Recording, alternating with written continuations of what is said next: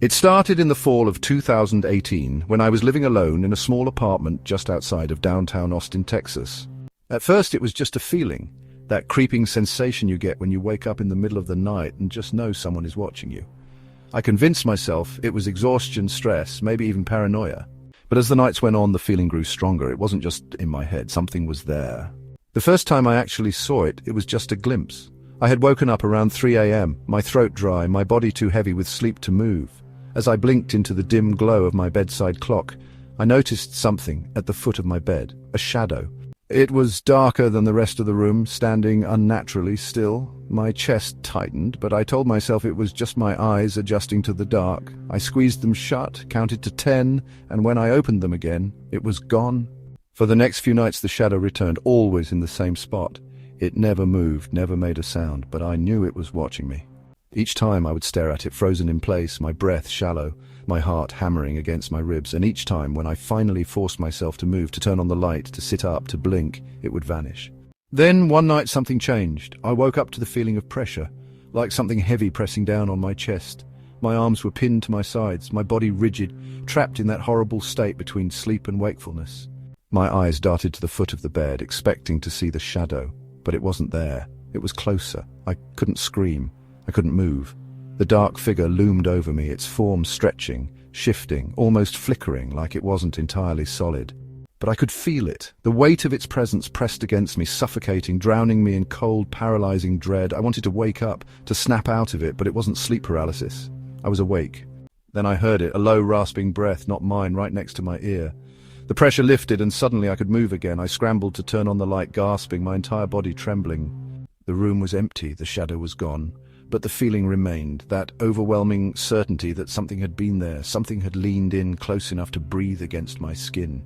The next day I did something I'd never done before. I searched for answers. I scoured forums, old paranormal threads, looking for anything that could explain what was happening. Sleep paralysis? Maybe. A trick of the mind?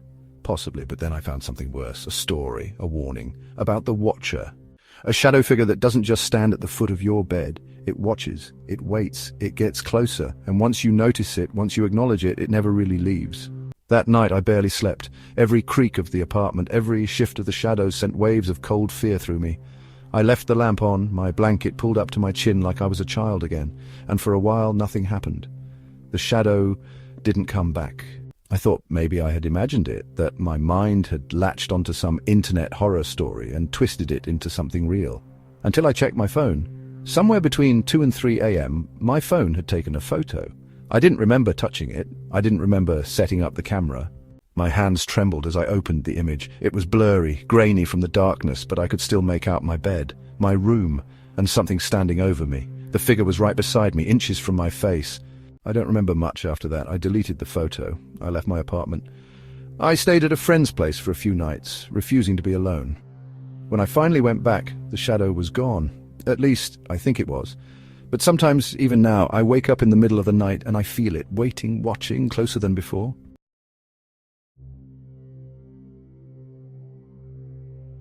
It happened in the winter of 2019, when I was staying with my sister and her daughter in a quiet neighborhood just outside of Portland, Oregon. I had taken some time off work and offered to help out with my 6-year-old niece, Lily, while my sister adjusted to a new job. The first few nights were uneventful, early dinners, bedtime stories, and Lily insisting I check under the bed for monsters. Typical kid stuff. But then she showed me the doll. It was old, its porcelain face cracked in places, with faded blue eyes that seemed too lifelike for comfort. The dress was yellowed with age, the lace fraying at the edges, and the hair, what was left of it, hung in brittle clumps.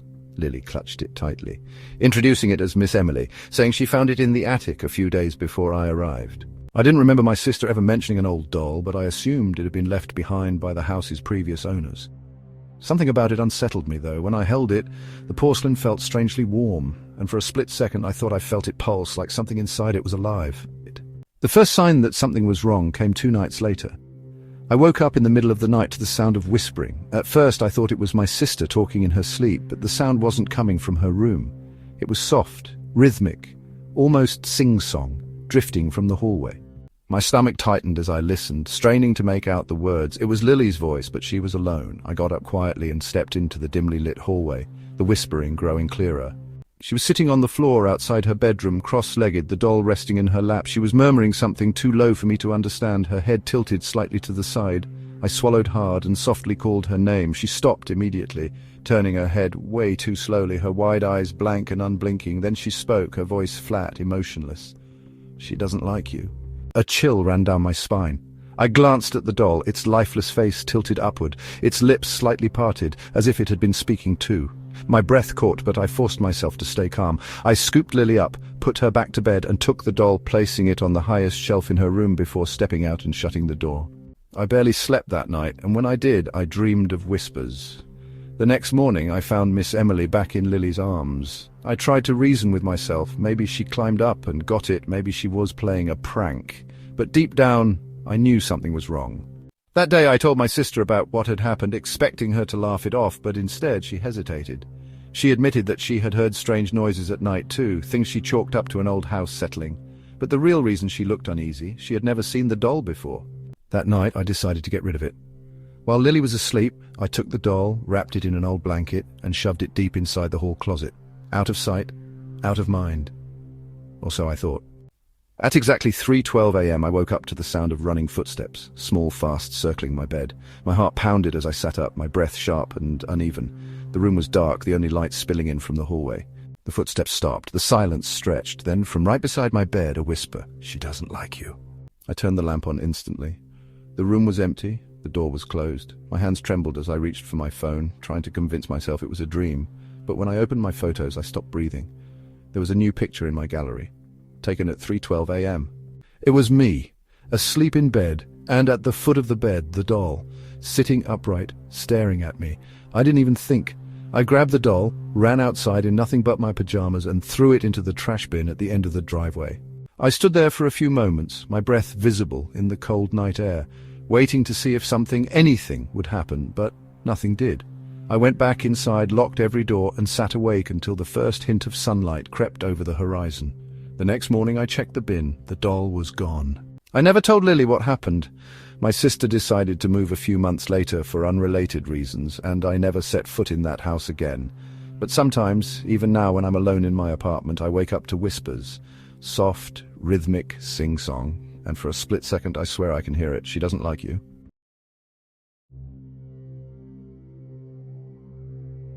It happened in the summer of 2023 when I was house-sitting for a friend in a quiet suburb just outside of Sacramento, California. I had done this before. Watch the house, water the plants, make sure everything stayed locked up. It was an easy favor, and I welcomed the break from my usual routine. The neighborhood was peaceful, lined with identical houses and perfectly trimmed lawns, but after what happened that week, I could never go back. The house was 2 stories, with large windows that let in too much moonlight at night. The first night was uneventful, just the usual creaks of an unfamiliar place settling around me. But the second night, I woke up with the feeling that something wasn't right. I couldn't place it at first. The room was silent, my phone screen glowing faintly with the time, 2:48 a.m. As I blinked, adjusting to the dim light, my eyes drifted toward the window across the room, and that's when I saw it. A face. It was pressed against the glass, staring in at me. My breath caught in my throat, my body refused to move. The figure was tall, standing just outside, shrouded in the darkness of the yard. Its face was pale, almost too pale, its features blurred by the condensation on the window. But the eyes, they were wide, too wide. It didn't move, it didn't blink, it just stood there watching. I don't know how long I lay there, frozen, my heart slamming against my ribs. Then in an instant I forced myself to lunge for the lamp on the nightstand. Light flooded the room, and just like that, the face was gone. My pulse thundered in my ears as I stumbled to the window, peering outside. The yard was empty, the fence was locked, no footprints in the damp grass, nothing. But I knew what I saw.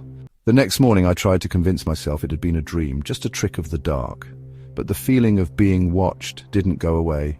Every time I walked past a window, every time I turned off a light, I felt it. A presence lingering just beyond the glass. That night I shut every curtain, locked every door twice, and left a kitchen knife on the nightstand just in case. At 3:12 a.m. the sound woke me, not footsteps, not knocking, tapping soft, rhythmic, against the window.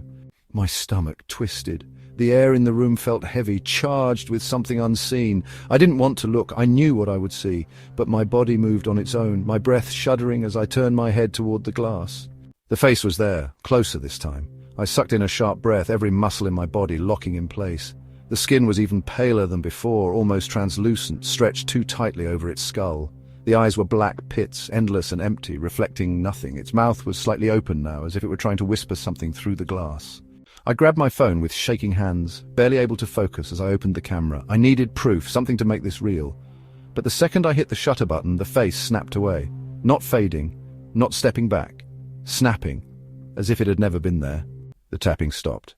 I didn't sleep after that. I sat in the corner of the room with every light on, gripping the knife in my hands, my pulse racing. The next morning I packed my bags, left a message for my friend that there had been a family emergency, and drove away without looking back. A week later, I finally worked up the courage to check my phone. The picture I had taken was still there, but it was different. The face wasn't outside, it was inside the room, standing right behind me.